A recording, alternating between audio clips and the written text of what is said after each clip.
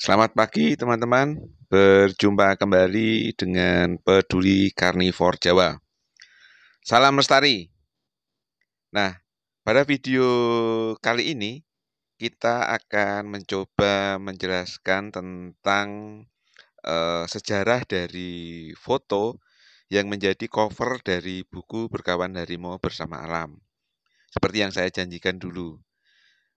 Ini ada dua foto. Foto yang pertama adalah foto senja yang berisi rumput.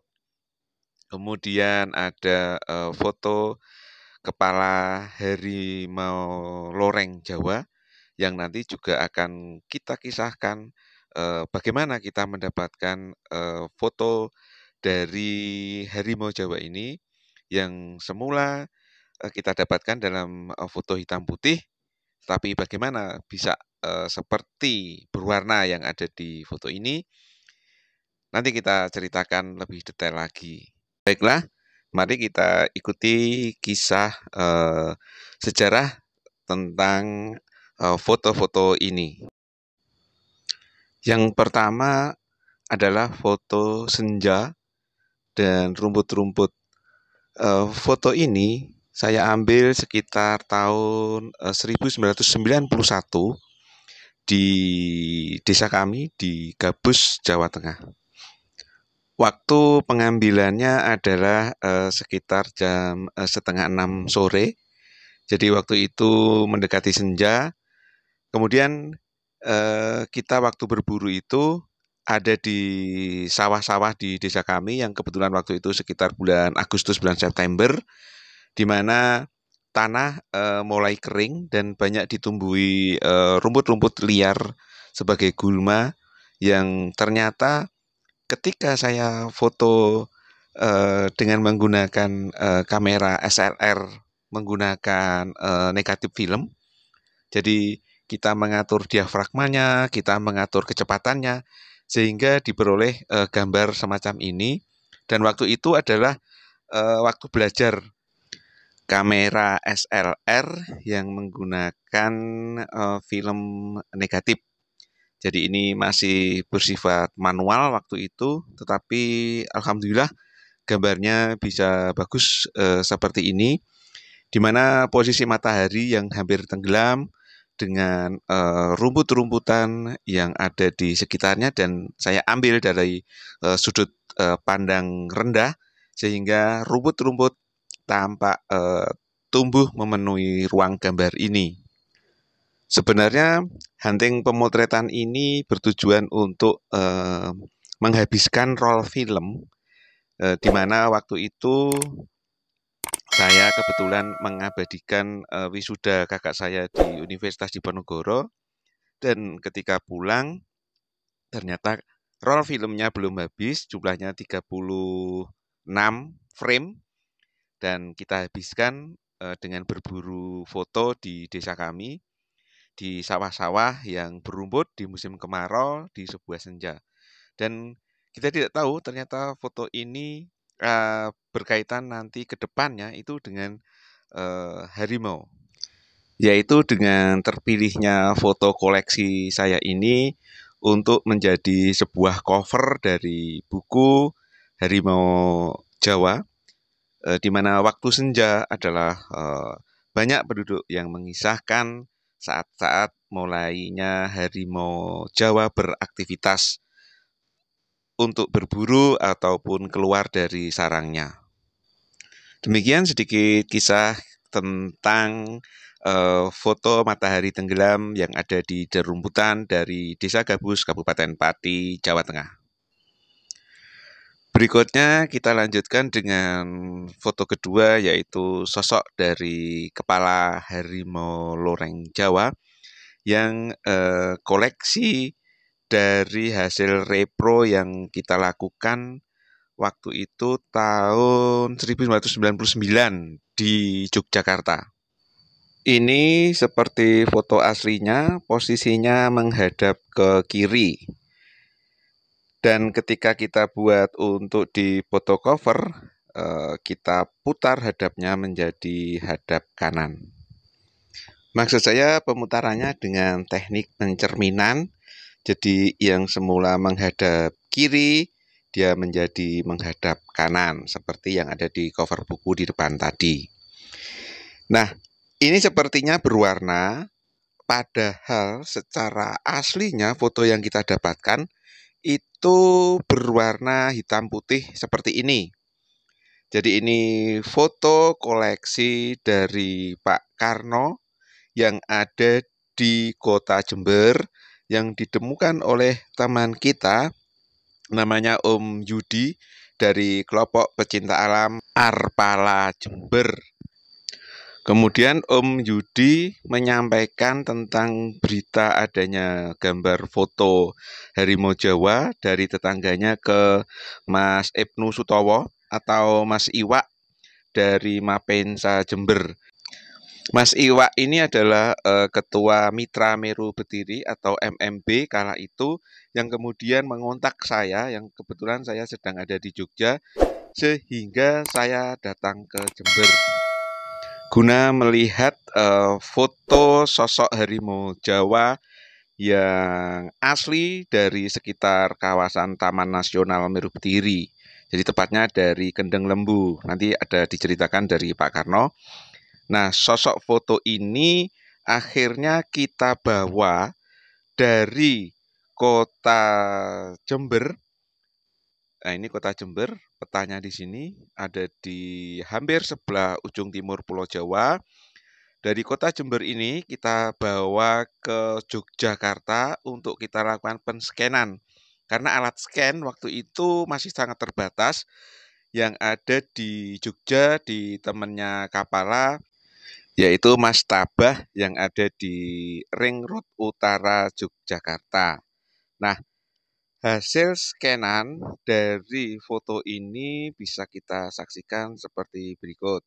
Jadi hasil scan-nya masih seperti foto aslinya, yaitu hitam putih.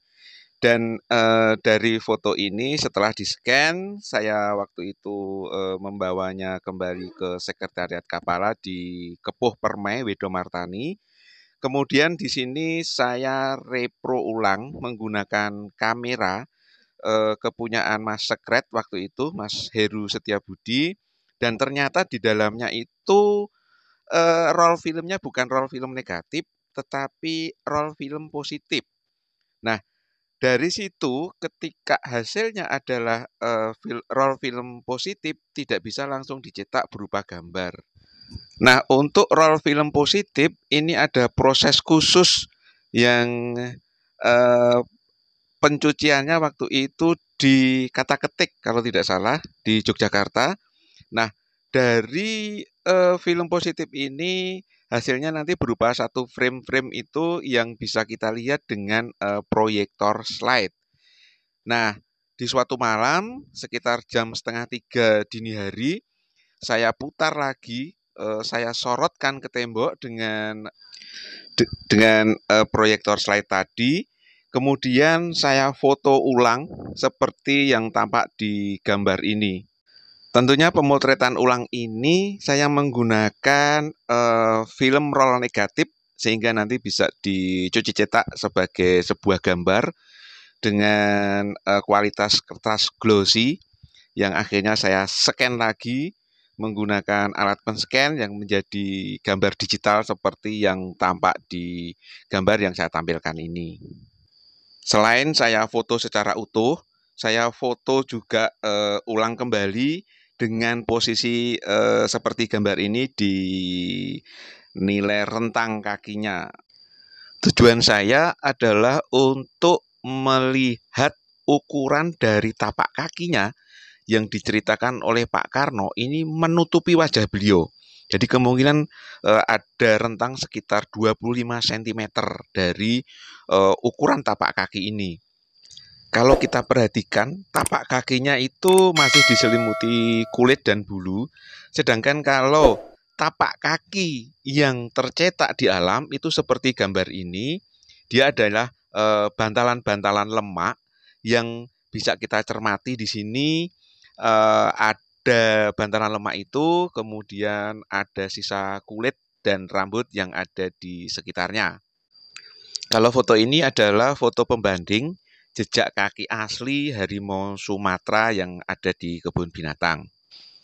Kalau gambar jejak asli dari harimau itu seperti yang tampak di foto ini, maka ketika kita menjumpai bentukan yang seperti ini dari hutan, di lantai hutan, di tanah yang agak berdebu, sehingga kita menggunakan alat pembantu yaitu serbuk gip untuk melihat ukuran dan melihat bentuknya.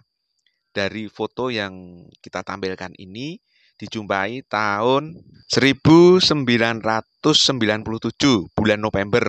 Ini kelompoknya Mas Iwak yang menemukan waktu itu di daerah Sumberingin, Meru Betiri. Kemudian kalau dari jejak yang di tanah seperti ini, nah teman-teman di Meru Betiri waktu itu FK3I juga menemukan jejak yang berhasil dicetak dengan gip atau plaster cast, bentuknya seperti ini. Ini saya foto ulang kembali tentang ukurannya, bentuknya, dan dari sini kita dapat belajar seberapa besar ukuran dari tubuh harimau yang ada di Meru Betiri. Kalau kita bandingkan, ini adalah foto dari macan tutul yang kita jumpai langsung waktu itu sebagai alat bukti dari Gakum yang ada di Surabaya. Kita coba mengukur morfometri dari jejak kakinya itu hanya berdiameter sekitar 7-8 cm seperti yang ada di foto ini. Jadi bantalan lemaknya itu hanya berukuran sekitar 6 cm, kemudian ada lebihan dari dagingnya itu sekitar 7 cm.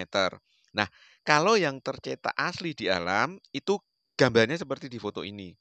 Jadi ini adalah jejak tapak kaki dari macan tutul yang ada di alam yang kita coba foto dan kita sertakan pembanding. Sehingga kita bisa mengetahui kalau yang tercetak di alam itu adalah bantalan lemaknya saja. Seperti yang saya tampilkan di depan tadi untuk jejak dari bentuk tapak kaki dari harimau. Sedangkan kalau macan tutul seperti ini ukurannya sekitar 7 cm. Nah, kalau foto realnya dari jejak tapak kaki kucing hutan itu seperti yang ada di foto yang saya tampilkan ini. Untuk ukurannya, bentuknya dan ukurannya hanya sekitar 2 cm dari bagian pangkal tapak kaki tengahnya ke ujung jarinya. Dan kalau kita jumpai di alam, itu yang tercetak seperti ini. Ini kebetulan contoh yang tercetak di tanah berpasir. Jadi ukurannya, bantalan lemaknya untuk kucing itu hanya sekitar 2 cm sampai 2 cm setengah. Ini sebagai pembanding, bentuknya sama, tetapi ukurannya berbeda, maka spesiesnya juga berbeda. Nah, kalau jejak seperti itu gambaran ilustrasinya. Kemudian saya lanjutkan lagi kembali ke repro foto yang saya sorotkan ke dinding. Kemudian saya potret lagi menggunakan kamera dengan roll film negatif. Ini untuk melihat perbandingan dari ukuran stripnya. Ukuran strip yang saya maksud adalah lebar dari coretan hitam yang ada di tubuh harimau Jawa. Nah, ini adalah salah satu data yang menurut saya sangat penting juga untuk pengumpulan referensi sebanyak-banyaknya. Supaya kita mempunyai data otentik dan objektif tentang ukuran dari lebar strip harimau Jawa.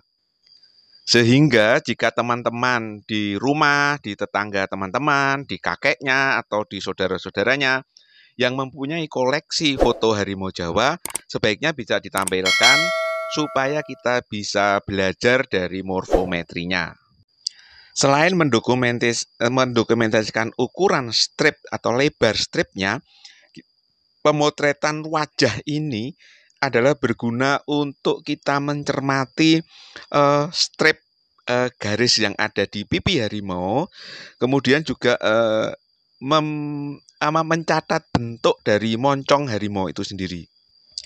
Di mana moncong harimau itu berdasarkan beberapa literatur mempunyai os nares atau tulang hidung yang sempit dan memanjang. Nah, ini adalah foto asli harimau yang kita jumpai di alam tahun 1957. Disinilah nilai penting dari foto ini, kita bisa belajar morfometrinya, kita bisa belajar dari ukuran tubuhnya, kita juga bisa menjadikan sebuah referensi bahwa masyarakat ketika menjumpai sosok harimau yang diceritakan gembong, yang tubuhnya seukuran kuda dan bisa dinaiki, ini adalah foto bukti nyatanya. Baiklah teman-teman, ini tentang sejarah foto cover dari buku Harimau Jawa yang kita susun, Berkawan Harimau Bersama Alam, dari foto senja dan foto kepala harimau. Yang mana di balik foto ini ada kisahnya, ada ceritanya, dan banyak hal-hal yang bisa kita pelajari dari sini. Demikian dari kami Peduli Karnivor Jawa, dan terima kasih kepada teman-teman yang sudah subscribe, kemudian membunyikan lonceng, dan berbagi serta berkomentar di YouTube kami. Salam lestari dari Peduli Karnivor Jawa.